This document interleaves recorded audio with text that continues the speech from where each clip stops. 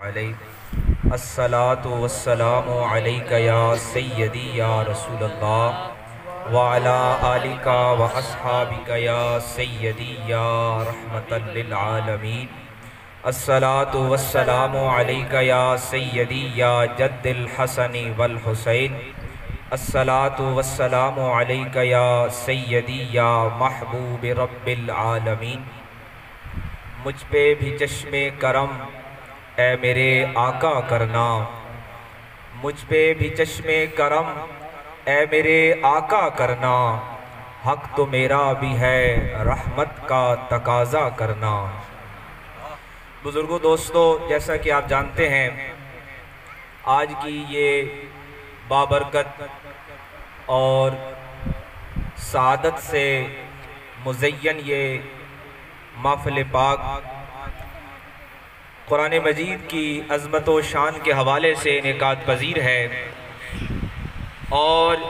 یقیناً یہ امت مصطفیٰ کے لیے رب کائنات کا جو فضل و احسان ہے اس کا ایک برملا اظہار بھی ہے۔ نعرہ تکبیر، اللہ اکبر، نعرہ رسالت یا رسول اللہ، نعرہ رسالت یا رسول اللہ، نعرہ حیدری، یا علی، پیر سید طاہر عباس شاہ صاحب زندہ آباد، پیر سید طاہر عباس شاہ صاحب زندہ آباد۔ دل کی اتھا گہرائیوں سے ہم خوش آمدید کہتے ہیں قبلہ پیر صاحب کو اور ان کے ساتھ آنے والے ان کے رفقا کو آج کی اس محفل پاک میں خوش آمدید کہتے ہیں۔ تمام حضرات تشریف رکھیں۔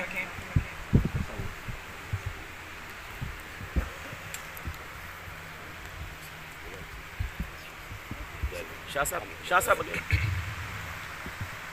بزرگوں دوستو، بس چند کلمات آپ کے سامنے گوش گزار کرنے ہیں، نہایت توجہ سے آپ تشریف رکھیے۔ آج کی یہ جو محفل پاک ہے یہ قرآن مجید کے عظمت و شان کے حوالے سے انعقاد پذیر ہے، اور میں اسی حوالے سے دو چار کلمات آپ کے سامنے گوش گزار کر رہا ہوں کہ یہ اللہ کریم کا فضل و احسان ہے کہ اس نے ہمیں اپنے محبوب دو جہاں آقا کریم صلی اللہ تعالیٰ علیہ وآلہ وسلم کی امت میں سے بنایا، اور جیسا پہلے آپ سماعت فرما رہے تھے کہ یہ قرآن وہ کلام ہے جس کے بارے میں خود قرآن مجید نے بتایا کہ اس کے لیے پہاڑوں نے انکار کر دیا اور کائنات کی ہر طاقتور شے نے انکار کر دیا، مگر یہ کلام اب آسان ہو گیا ہے۔ اور آپ دیکھ رہے ہیں کہ ہمارے سامنے یہ کم عمر حافظ قرآن بیٹھے ہیں کہ جس نے اپنے سینے میں یہ 30 پارے محفوظ کیے ہوئے ہیں۔ تو یہ ہمارا ایمان و یقین ہے کہ یہ نہ تو اس بچے کا اپنا کمال ہے، نہ ہی اس کے والدین کا یہ کوئی ذاتی کمال ہے، اور نہ ہی یہ اس کے اساتذہ کا ذاتی کمال ہے، بلکہ یہ سراسر معجزہ ہے مکین گنبد خضرا کا کہ آج یہ رب کا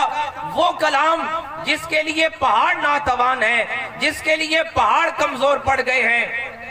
وہ کلام ایک چھوٹے سے کم سن بچے کے سینے میں محفوظ ہو گیا ہے۔ اور یہی بات قرآن مجید نے بتائی کہ اِنَّا أَنزَلْنَاهُ فِي لَيْلَةِ الْقَدْرِ۔ امام المفسرین جناب سیدنا عبداللہ ابن عباس رضی اللہ تعالیٰ عنہ فرماتے ہیں کہ ہم نے آقا کریم سے یہ سنا، اس کے بارے میں تحقیق کیا کہ یہ لیلۃ القدر کیا ہے۔ ایک تو ہم نے عام معنی یہ سمجھا کہ یہ رمضان المبارک کی وہ رات ہے۔ حضرت عبداللہ ابن عباس سے روایت کر کے حضرت امام فخر الدین رازی نے اپنی تفسیر میں فرمایا اور روح المعانی نے اپنی تفسیر میں فرمایا کہ یہ لیلۃ القدر دراصل قلب مصطفیٰ کا نام ہے، یہ قلب مصطفیٰ کا حجاب ہے۔ یہ قلب مصطفیٰ پر جب یہ اللہ کا کلام نازل ہوا، اب پھر قرآن ہی بتا رہا ہے کہ وَلَقَدْ يَسَّرْنَا الْقُرْآنَ لِلذِّكْرِ، اب یہ قرآن آسان کر دیا گیا ہے پڑھنے والوں کے لیے۔ تو بزرگوں دوستو، قرآن مجید یہ اللہ کا یہ وہ معجزہ ہے اور یہ اللہ کا وہ احسان ہے جو ان کا महबूब रब्बे कायनात के तवस्सुल से इस सारी उम्मत पर आम है। अब उम्मत का कोई फर्द, कोई शख्स जब ये कोशिश कर लेता है, जब ये इरादा कर लेता है, तो फिर उसके लिए कुरान आसान कर दिया जाता है। फिर हम ये देखते हैं कि कमजोर और कम सिन बच्चे भी इसको अपने सीने में महफूज कर लेते हैं। अब मैं इसके आगे की एक बात अर्ज करके अपनी बात खत्म करूंगा कि ये कुरान सरापा मौजज़ा है। इसका एक एक हर्फ, इसकी एक एक शत और मत, इसकी एक एक ज़बर और ज़ेर, ये सरापा मौजज़ा है। मगर मेरा एक सवाल है बुजुर्गों दोस्तों से कि क्या ये कलाम हमारे लिए सिर्फ बाइसे सवाब है? आज जब हम दुनिया में ये दावा करते हैं कि हमारे पास कुरान जैसी किताब है, जिसमें हमारा दावा ये होता है कि वला रत्बिन वला याबिसिन इल्ला फी किताबिम मुबीन, कि खुश्की और तरीका कोई ऐसा इल्म नहीं जो इस कलाम में मौजूद नहीं, तो दूसरी तरफ अक़वाम आलम और दुनिया के बसने वाले दीगर इंसान हमें हमारी तरफ सवालिया निशान उठाते हैं कि मुसलमानों फिर तुम्हारी ये हालत क्यों है? तो बुजुर्गों दोस्तों, मैं ये बात कहकर आपकी तरफ एक सवाल छोड़ना चाहता हूँ कि वजह क्या है कि मसाजिद भी ज्यादा हैं, हाफिज़े कुरान भी ज्यादा हैं, हर घर में, हर खानदान में अल्लाह के फजल से और अल्लाह के रसूल के करम से हुफ़ाज़े कराम मौजूद हैं, लेकिन वजह क्या है कि मुसलमान दिन ब दिन ज़वाल का शिकार है, मुसलमान ही पस्ती का शिकार है। अक़वाम आलम के सामने मुसलमान पस्ती का शिकार क्यों हो रहा है? हाज़रीन मोहतरम, इस पे हमें गौर करना है। सबब ये है कि ये कुरान सिर्फ पढ़ने के लिए नहीं है, बेशक इसका एक एक लफ्ज पढ़ना बाइसे सवाब है। और जैसे मैं अक्सर कहा करता हूँ कि बेशक ये कुरान मुर्दों को बख्शवाने के लिए भी काम आता है, लेकिन क्या वजह है कि जिंदे इससे इस्तेफादा नहीं कर रहे? क्या वजह है कि हम जिंदा होते हुए इस कुरान से क्यों फायदा हासिल नहीं कर रहे? अगर यही कलाम, यही यासीन, यही सूरह इखलास और यही कौसर और यही दीगर सूरतें, यही चार कुल अगर मरने वाले को जहन्नम से निकाल सकते हैं, जन्नत में पहुंचा सकते हैं, तो क्या वजह है कि आज ये कुरान हमारे पास मौजूद है और हम अक़वाम आलम के सामने पस्ती और ज़वाल का शिकार क्या है? इसका जवाब एक है, इसकी जो लम्हा फिक्रिया है हमारे लिए वो एक है कि हमने इस कुरान के दिए हुए निजाम को अपनी जिंदगियों में नाफिज नहीं किया है। हमने निजाम अगयार का अपनाया है, हिंदू यहूद का अपनाया है, गैर मुस्लिमों का अपनाया है, और हमने हुक्मरान वो लाए हैं जो हिंदू यहूद के पाले हुए हैं, जो दुश्मनों के पाले हुए हैं। और आज कुरान हमसे ये सवाल कर रहा है कि कुरान की आयतों से अपने मुर्दे बख्शवाने वालों, कुरान की यासीन से जन्नत की तलब करने वालों, सूरह वाक़िया से अपनी शफाअत कराने वालों, ये आयतें तुमसे सवाल कर रही हैं कि तुम्हारा निज़ामे हयात कौन सा है, तुम्हारा ज़ाब्ता हयात कौन सा है, तुम्हारे मुल्क का आईन कौन सा है और तुम्हारे पास ज़ाब्ते कौन से हैं? इसका जवाब एक ही है। अगर हम ये जिंदगी बदलना चाहते हैं, सारे इंसानों को बताना चाहते हैं कि कुरान पढ़ने वाले ये होते हैं, तो फिर कुरान के पैगाम को हमने अपनी जिंदगी में अमली तौर पर नाफिज करना होगा। ये यासीन अगर हमें हमारे मुर्दों को जहन्नम से निकालकर जन्नत में ला सकती है, तो फिर यही यासीन हमारी इस दुनिया की जिंदगी को भी बेहतरीन बना सकती है। यही इखलास, यही सूरह इखलास, यही सूरह कौसर, यही चार कुल, यही सूरह फातिहा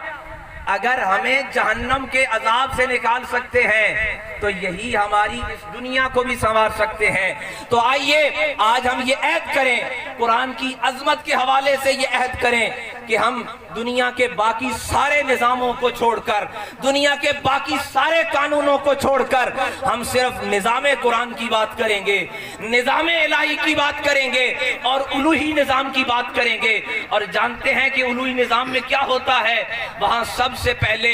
हर बशर की तकरीम होती है, हर फर्द की इज्जत नफ्स का ख्याल रखा जाता है, और वो निज़ाम खिलाफत राशिदा की निज़ाम की सूरत में हमारे सामने मिसाल है। और वो निज़ाम جو آقا کریم نبی رحمت صلی اللہ تعالیٰ علیہ وآلہ وسلم نے مدینہ کی بستی میں اس دور میں نافذ کیا، وہ ہمارے سامنے مثال ہے، اور وہ مثال ہے جناب امیر المومنین سیدنا ابوبکر صدیق رضی اللہ تعالیٰ عنہ کی نظام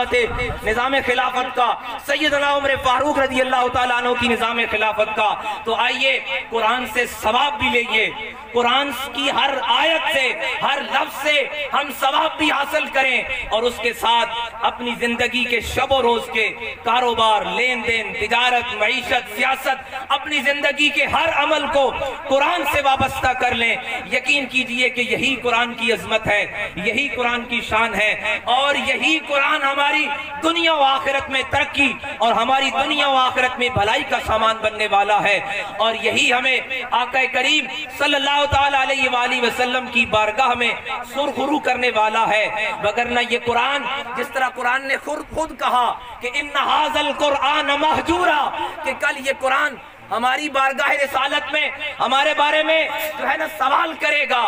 کہ قرآن کے ساتھ زیادتی کی گئی ہے، قرآن کو صرف پڑھنے کے لیے رکھا گیا ہے، اپنے نظام حیات کو الگ رکھا گیا ہے۔ تو آئیے عہد کریں کہ ہم اپنے نظام حیات کو قرآن سے وابستہ کریں گے، اپنی زندگی کے تمام معاملات کو قرآن سے وابستہ کریں گے۔